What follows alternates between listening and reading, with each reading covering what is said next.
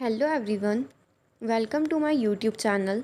My name is Manhar Kaur and this is part 2 explanation of challenges of nation building.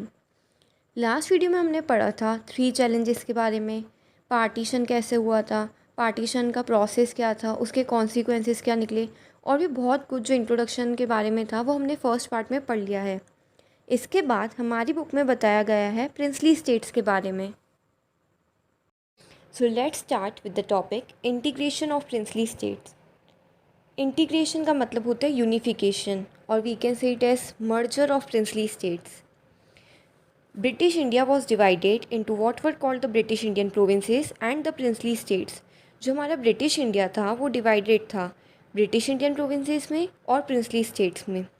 British Indian provinces वो थे जिनके ऊपर Britishers का direct control था, जो ब्रिटिश गवर्नमेंट उनका डायरेक्ट कंट्रोल था और वो इंटरनल और एक्सटर्नल अफेयर्स जो थे वो पूरा मैनेज कर रहे थे इन प्रोविंसेस के। बट कुछ ऐसे स्टेट्स थे जिनके ऊपर जो रूलर्स थे या फिर जो प्रिंसेस थे वो लोग रूल कर रहे थे, उनको कुछ ऑटोनॉमी थी कि वो अपने इंटरनल अफेयर्स जो है वो मैनेज कर सके। बट वो भी तब तक थी जब तक वो ब्रिटिशर्स की बात मान रहे थे, मतलब इनडायरेक्टली वो ब्रिटिशर्स के कंट्रोल में ही थे। बस थोड़ा बहुत उनको था मतलब राइट कि वो अपने जो स्टेट है उसके इंटरनल अफेयर्स को मैनेज कर सके। The British Indian provinces were directly under the control of the British government. On the other hand, several large and small states ruled by princes, called the princely states, enjoyed some form of control over their internal affairs as long as they accepted British supremacy. This is called the paramountcy or suzerainty of British Crown. Paramountcy का मतलब होता है supreme power या फिर अपन कह सकते हैं जो डोमिनेटिंग पावर थी। तो इस पे भी 1 मार्क्स का क्वेश्चन आ सकता है कि what do you mean by paramountcy और सुजरैनिटी ऑफ द ब्रिटिश क्राउन। तो आपको यही एक्सप्लेन करना है जो मैंने अभी बताया है। Princely states covered 1/3 of the land area of the British Indian empire and 1 out of 4 Indians live under princely rule. यानी कि जो 1/3 लैंड एरिया था पूरे इंडियन एम्पायर का, उसके अंदर से 1 आउट ऑफ जो 1/3 एरिया जो था वो प्रिंसली स्टेट्स ने कवर कर रखा था और जो 1 आउट ऑफ 4 इंडियंस थे वो प्रिंसली रूल के अंडर में रह रहे थे। The problem just before independence it was announced by the British that with the end of their rule over India paramountcy of the British crown over princely states would also lapse. जब independence मिलने वाली थी, जब हमारी country independent होने वाली थी, उससे कुछ समय पहले ब्रिटिशर्स ने अनाउंस करा कि जैसे ही उनका रूल इंडिया पे ख़त्म होगा उसी के साथ साथ जो उनकी सुप्रीम पावर है, यानी कि जो अभी ये लोग जो प्रिंसली स्टेट्स के रूलर्स पर इनका कंट्रोल है, ये भी साथ में ख़त्म हो जाएगा। This mean that all these states as many as 565 in all would become legally independent. इसका मतलब कि जितने भी टोटल प्रिंसली स्टेट्स यानी कि जो 565 प्रिंसली स्टेट्स है वो तो सब इंडिपेंडेंट हो गए, वो भी अलग नेशन बनाना चाहेंगे। तो यही अभी हमें जो ये वाला टॉपिक है उसके अंदर आगे यही बताया कि अब अगर राइट मिल गया कि हाँ हम फ्रीडम है हमें ब्रिटिशर से, तो सब जो अलग अलग प्रिंसली स्टेट्स के रूलर्स थे वो कहते हैं हमें फ्रीडम चाहिए, हमें भी अपना एक इंडिपेंडेंट नेशन बनाना है। The British government took the view that all these states were free to join either India or Pakistan or remain independent if they wish so. यानी कि जो ब्रिटिश गवर्नमेंट है उन्होंने कहा कि जो ये प्रिंसली स्टेट्स के रूलर्स हैं ये इंडिया के साथ भी ज्वाइन कर सकते, पाकिस्तान के साथ भी ज्वाइन कर सकते और अगर ये चाहें तो ये इंडिपेंडेंट भी रह सकते। This decision was not left to the people but to the princely rulers of these states. अब ये जो डिसीजन था ये लोगों पे नहीं रहा था कि वहाँ की प्रजा से पूछेंगे कि हाँ आपको इंडिया के साथ रहना है, पाकिस्तान के साथ रहना है या आपको इंडिपेंडेंट नेशन बनाना है। नहीं, जो वहाँ के रूलर्स थे वो इस पर डिसीजन लेंगे। This was a very serious problem and could threaten the very existence of a United India. अब अगर ये सब अलग अलग डिवाइड होते ही जाएंगे ना, क्योंकि सब कहेंगे कि हाँ हमें इंडिपेंडेंट होना है, या अगर कुछ प्रिंसली स्टेट्स के रूलर्स कहेंगे कि हमें पाकिस्तान में जाना है, तो ऐसे तो फिर इंडिया के बहुत छोटे छोटे बंटवारे हो जाते। The problems started very soon. First of all the ruler of Travancore announced at the state that the state had decided on independence. जो ट्रेवेनकोर के रूलर थे उन्होंने सबसे पहले कहा कि हाँ हमें एक इंडिपेंडेंट नेशन बनाना है। The Nizam of Hyderabad made a similar announcement the next day. अगले ही दिन जो हैदराबाद के रूलर थे जिनको निज़ाम कहा जाता था उन्होंने भी सेम अनाउंसमेंट बोल दी कि मुझे भी इंडिपेंडेंट होना है, हमें भी इंडिपेंडेंट नेशन चाहिए। Rulers like the nawab of Bhopal were averse to joining the constituent assembly. जो भोपाल के रूलर थे, जो नवाब थे, उन्होंने भी वो भी मतलब कॉन्स्टिट्यूंट असेंबली को ज्वाइन करने के अगेंस्ट में थे, यानी कि वो भी इंडिपेंडेंट नेशन चाहते थे. Response of the rulers of the princely states meant that after independence there was a very real possibility that India would get further divided into a number of small countries. The prospects of the democracy for the people in these states also looked bleak. अब मतलब India और further अलग अलग nation में बढ़ता जाता, और जो डेमोक्रेसी थी, हमारा जो चैलेंज था कि हमें डेमोक्रेसी इस्टेब्लिश करनी है, हमें कॉन्स्टिट्यूशन के अकॉर्डिंग हमारी गवर्नमेंट को रन करना है, हमारी कंट्री चलानी है. पर जो अगर रूलर्स हैं वही सब चीज़ों का डिसीजन लेंगे, तो यानी कि फिर डेमोक्रेसी क्या है, मतलब डेमोक्रेसी कहाँ पे है. फिर तो लोगों का कोई मतलब बात मानी नहीं जाएगी, लोगों के पास कोई राइट्स ही नहीं होंगे उनके. This was a strange situation since the Indian independence was aimed at unity, self-determination as well as democracy. अब हम लोगों ने हमारे जो रूलर्स थे उन्होंने पीपल्स को अश्योर किया था कि हाँ, जब हमारी कंट्री इंडिपेंडेंट होएगी तो यहाँ पे यूनिटी भी रहेगी और सबको अपने अपने राइट्स मिलेंगे और डेमोक्रेसी भी रहेगी. पर अब ऐसा कुछ लग नहीं रहा था, क्योंकि अगर प्रिंसली स्टेट सारे ही इंडिपेंडेंस मांग रहे थे. In most of these princely states, governments were run in a non-democratic manner and the rulers were unwilling to give democratic rights to their populations. ज़्यादातर प्रिंसली स्टेट्स में नॉन डेमोक्रेटिक गवर्नमेंट चल रही थी, और जो रूलर्स थे वो मान ही नहीं रहे थे डेमोक्रेसी फॉलो करने के लिए. वो एग्री ही नहीं थे अब वहाँ के पॉपुलेशन को डेमोक्रेटिक राइट्स देने के लिए. Governments approach. अब गवर्नमेंट ने क्या किया, हमें ये पढ़ना है कि जिससे जो ये प्रिंसली स्टेट्स हैं वो इंडिया का पार्ट बने. In introduction, the interim government took a firm stance against the possible division of India into small principalities of different sizes. Interim का मतलब होता है जो टेम्प्रेरी गवर्नमेंट थी वहाँ पे, उन्होंने कुछ ऐसे डिसीजन लिए जिससे जो अलग अलग प्रिंसली स्टेट्स हैं वो इंडिया में मर्ज हो सके. The Muslim League opposed the Indian National Congress and took the view that the states should be free to adopt any course they liked. जो मुस्लिम लीग थी उन्होंने इंडियन नेशनल कांग्रेस को oppose किया. उन्होंने कहा कि जैसा प्रिंसली स्टेट्स के रूलर्स चाहते हैं उनको करने दो. अगर वो चाहते हैं कि हाँ उन्हें इंडिया का पार्ट रहना है तो ठीक है, अगर वो पाकिस्तान के साथ आना चाहते हैं तो उनको पाकिस्तान में आने दो, अगर वो इंडिपेंडेंट रहना चाहते हैं तो इंडिपेंडेंट रहने दो. Sardar Patel was India's deputy prime minister and the home minister during the crucial period immediately following independence. जो सरदार पटेल थे, जिनको आयरन मैन ऑफ इंडिया भी कहा जाता है, वो उस टाइम पे इंडिया के डेप्यूटी प्राइम मिनिस्टर भी थे और होम मिनिस्टर भी थे, और उनका बहुत क्रूशल, बहुत इंपॉर्टेंट रोल रहा था ये मर्जर ऑफ प्रिंसली स्टेट्स में. He played a historic role in negotiating with the rulers of princely states firmly but diplomatically and bringing most of them into the Indian Union.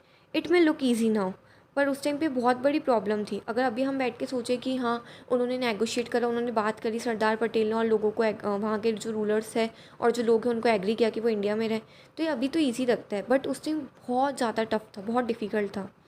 But it was a very complicated task which required skillful persuasion. इसके लिए एक skill चाहिए थी, क्योंकि negotiate करना easy नहीं था उस टाइम पे. हम लोगों ने देखो ऑलरेडी हमारे आगे बहुत सारे चैलेंजेस थे, अभी एक नई प्रॉब्लम शुरू हो गई. वैसे ही पार्टीशन हुआ था रिसेंटली, और उसके बाद अब प्रिंसली स्टेट भी फर्दर कह रहे थे कि हमें भी इंडिपेंडेंट होना है, तो फिर तो इंडिया काफ़ी छोटे छोटे नेशंस में बढ़ता ही जाता.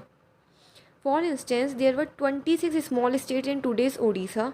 Saurashtra region of Gujarat had 14 big states, 119 small states and numerous other different administration.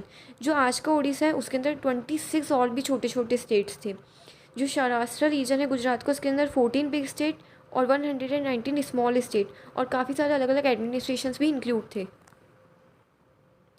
The governments approach was guided by 3 considerations. यानी कि जो गवर्नमेंट है उनके जो 3 स्टेप्स है हमें वो पढ़ना है. Firstly, the people of most of the princely states clearly wanted to become the part of the Indian Union. यानी कि जो लोग थे प्रिंसली स्टेट्स के वो क्लियरली चाहते थे कि हाँ वो इंडियन यूनियन का पार्ट बने, तो इस वजह से वो लोग इंडिया में मर्ज हो गए. Secondly, the government was prepare to be flexible in giving autonomy to some regions. The idea was to accommodate plurality and adopt a flexible approach in dealing with the demands of the regions. जो government थी उन्होंने भी थोड़ी flexible approach use की. मतलब उन्होंने कहा कि हाँ थोड़े इनको एक्स्ट्रा राइट्स, थोड़ी ऑटोनॉमी यहाँ के रूलर्स को और यहाँ के लोगों को, इन रीजन्स को थोड़ी एक्स्ट्रा ऑटोनॉमी दे देंगे. जैसे कि अभी हम आने वाले चैप्टर्स में पढ़ेंगे कि जो कश्मीर था वहाँ पे सेपरेट कॉन्स्टिट्यूशन रहा, तो ऐसे कुछ अलग अलग ऑटोनॉमी दी गई, थोड़ी फ्लेक्सिबल अप्रोच अपनाई गई ताकि जो इंडिया है वो यूनाइटेड रह सके.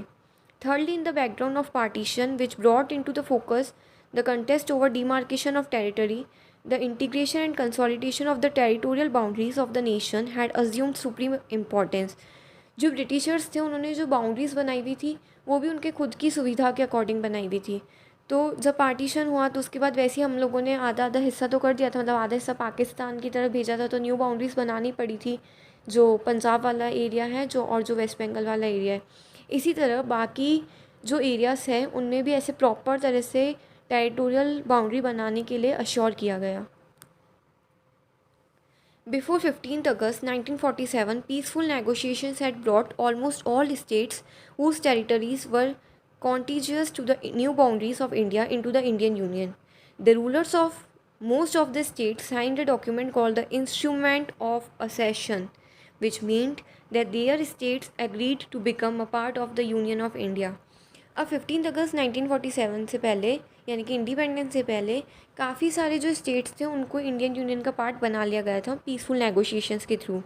और जो लोग इंडिया का पार्ट बन जाते थे, जो रूलर्स बन रहे थे, मतलब जो प्रिंसली स्टेट्स इंडिया का पार्ट बन रहे थे, जो इंडिया में मर्ज हो रहे थे, उधर के रूलर्स एक डॉक्यूमेंट साइन करते थे जिसका नाम था इंस्ट्रूमेंट ऑफ असेशन. ये भी एक बहुत इंपॉर्टेंट 1 मार्क्स का एज वेल एज 3 मार्क्स का क्वेश्चन है. इस पर किसी भी तरह से आपसे क्वेश्चन पूछ लिया जा सकता है, इसलिए आपको प्रिपेयर्ड रहना है.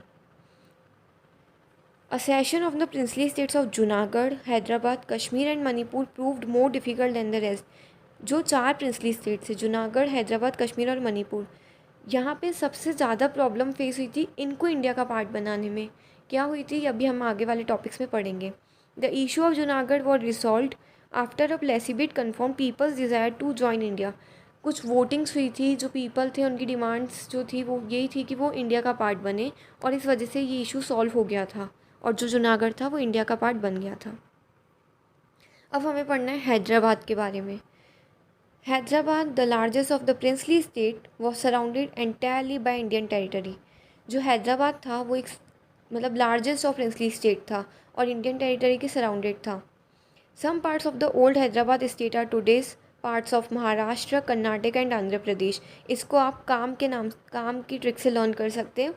कर्नाटका, महाराष्ट्र और आंध्र प्रदेश जो हैं ये सब भी इंक्लूडेड थे जो पुराना हैदराबाद है उसके अंदर. Its ruler carried the title Nizam and he was one of the world richest man. Nizam बोलते थे वहाँ के रूलर को, मैंने आपको पहले भी बता दिया है. और जो निज़ाम था वो वर्ल्ड्स के रिचेस्ट मैन में से एक था. The Nizam wanted an independent status for Hyderabad. He entered into what was called the Standstill Agreement with India in November 1947 for a year while negotiations with the Indian government were going on. जो वहाँ का निज़ाम था वो stand still agreement उन्होंने sign किया नवंबर 1947 में 1 साल के लिए, ताकि जो इंडियन गवर्नमेंट है, मतलब जो इंटीरियम गवर्नमेंट है वो और जो निज़ाम है वो आपस में नेगोशिएट कर सके, बात कर सके इस टॉपिक के ऊपर. In the meantime, a movement of the people of Hyderabad state against the Nizam's rule gathered force. इतने में क्या हुआ, जो वहाँ के लोग थे उन्होंने निज़ाम के ख़िलाफ़ एक ऑपरेशन यानी कि we can say it as कि उन्होंने एक मूवमेंट स्टार्ट कर दिया निज़ाम के अगेंस्ट में. The peasantry in the Telangana region in particular was the victim of Nizam's oppressive rule and rose against him. Women who had seen worst of this oppression joined the movement in large numbers. जो peasantry थी तेलंगाना की वो और जो women थी, इन लोगों ने मिलकर निज़ाम के ख़िलाफ़ एक मूवमेंट को स्टार्ट किया. Hyderabad town was the nerve centre of this movement. जो हैदराबाद था वो मेन सेंटर था. अपन अभी पढ़ा हैदराबाद, ओल्ड हैदराबाद में 3 और स्टेट्स इंक्लूडेड थे जिसको काम से हमने लर्न किया था. The communist and the Congress were in the forefront of the movement. अब जो कम्युनिस्ट थे और जो कांग्रेस थी वो इस मूवमेंट के फोरफ्रंट में थी, यानी कि वो आगे थी. Response by Nizam. अब निज़ाम ने कैसे रिस्पॉन्स किया. The Nizam responded by unleashing a paramilitary force known as Razakars on the people. The atrocities and communal nature of the Razakars knew no bounds. They murdered, maimed, raped and looted, targeting particularly the non Muslims. जो निज़ाम है उन्होंने जो paramilitary force थी जिनको रजाकर्स बोला जाता था उसको रिलीज़ कर दिया, मतलब जाओ लड़ो. तो इसके अंदर जो ये रज़ाकर थे, इन्होंने, इनकी कोई बाउंडेशंस ही नहीं थी, इनकी कोई लिमिटेशंस ही नहीं थी। ये लोग मार रहे थे, मर्डर कर रहे हैं, रेप कर रहे हैं, लूट रहे, सब कुछ कर रहे थे। और जो पर्टिकुलरली जो नॉन मुस्लिम पॉपुलेशन थी वो इनका टारगेट थी। अब सेंट्रल गवर्नमेंट का क्या रोल था? The central government had to order the army to tackle the situation. In September 1948 Indian army moved in to control the Nizam's forces. जो सेंट्रल गवर्नमेंट है, उन्होंने आर्मी को ऑर्डर दिया कि अब जाओ और इस सिचुएशन को कंट्रोल करो। After a few day of intermittent fighting the Nizam surrender. कुछ दिन जो फाइटिंग चल रही थी, रेगुलर जो फाइटिंग थी, उसके बाद जो निज़ाम था उन्होंने सरेंडर कर दिया और इस तरह से जो हैदराबाद है वो इंडिया में मर्ज हो गया। This led to Hyderabad accession to India. Manipur. A few days before independence, the Maharaja of Manipur, Bodha Chandra Singh, signed the instrument of accession with the Indian government on the assurance that the internal autonomy of Manipur would be maintained. Manipur के जो ruler थे उनका नाम था बोधा चंद्र सिंह। उन्होंने independence मिलने के कुछ टाइम पहले इंस्ट्रूमेंट ऑफ असेशन साइन कर दिया, यानी कि जो डॉक्यूमेंट था जिससे ये अश्योर हो जाए कि ये जो प्रिंसली स्टेट है ये इंडिया का पार्ट है। पर उन्होंने इस अश्योरेंस पे साइन किया कि जो इंटरनल ऑटोनॉमी के, यानी कि जो इंटरनल कंट्रोल है मणिपुर का, वो मेंटेन रहेगा। Under the pressure of public opinion the Maharaja held elections in Manipur in June 1948 and the state became a constitutional monarchy. वहाँ के लोगों ने प्रेशराइज़ किया महाराजा को कि वहाँ पे इलेक्शंस कराए जाए मणिपुर में। तो जून 1948 में इलेक्शंस हुए और जो स्टेट था वो कॉन्स्टिट्यूशनल मोनार्की बन गया। Thus Manipur was the first part of India to hold an election based on universal adult franchise. यानी कि जो मणिपुर है वो एक ऐसा फर्स्ट स्टेट था, यानी कि जो फर्स्ट पार्ट था इंडिया का जिसमें इलेक्शंस हुए थे यूनिवर्सल एडल्ट फ्रेंचाइज के बेसिस पे। यानी कि जितने भी 18 अबव लोग थे उन सबको राइट टू वोट दिया गया। तो इस बेसिस पे फर्स्ट टाइम इलेक्शंस हुए थे इंडिया में आफ्टर इंडिपेंडेंस। कहाँ पे हुए थे? मणिपुर में। In the legislative assembly of Manipur there were sharp differences over the question of merger of Manipur with India. While the state Congress wanted the merger, other political parties were oppose to this. अब जो वहाँ की legislative assembly थी, वहाँ पे काफ़ी सारे ऐसे क्वेश्चंस थे, बहुत सारे डिफरेंसेस थे कि मणिपुर इंडिया में मर्ज होना चाहिए या नहीं, या कंप्लीट पार्ट बनना चाहिए मणिपुर इंडिया का या नहीं। तो जो स्टेट कांग्रेस थी वो तो चाहती थी कि हाँ मर्ज हो जाना चाहिए, पर जो दूसरी पॉलिटिकल पार्टीज़ थी वो इसको अपोज कर रही थी। The government of India succeeded in pressurising the Maharaja into signing a merger agreement in September 1949 without consulting the popularly elected Legislative Assembly of Manipur. This caused a lot of anger and resentment in Manipur, the repercussions of which are still being felt. जो government थी India की वो मतलब succeed हुई कि हाँ उन्होंने महाराजा से साइन करा लिया मर्जर एग्रीमेंट सितंबर 1949 में बिना लेजिस्लेटिव असेंबली के कंसल्ट किए, जिसकी वजह से वहाँ के लोगों में और जो लेजिस्लेटिव असेंबली है उसके अंदर काफ़ी सारा एंगर था, जिसका मतलब परिणाम हमें अभी भी कहीं पर देखने को मिलते हैं। तो आज इस वीडियो के लिए इतना ही, और बस अब इसका लास्ट पार्ट जल्द ही आ जाएगा जिसके अंदर कुछ प्रैक्टिस क्वेश्चंस भी मैं आपके लिए अपलोड कर दूँगी। A little progress each day adds up to big results, therefore you have to work hard. Thanks for watching. और अगर आपको मेरी वीडियो हेल्पफुल लगी तो अपने फ्रेंड्स के साथ और क्लासमेट्स के साथ भी ज़रूर शेयर करना ताकि उन तक भी हेल्प पहुंच सके। और अगर आपको कोई भी डाउट हो तो आप मेरे से कमेंट सेक्शन में पूछ सकते हैं। Don't forget to like, share and subscribe to my channel. Thanks for watching. Bye.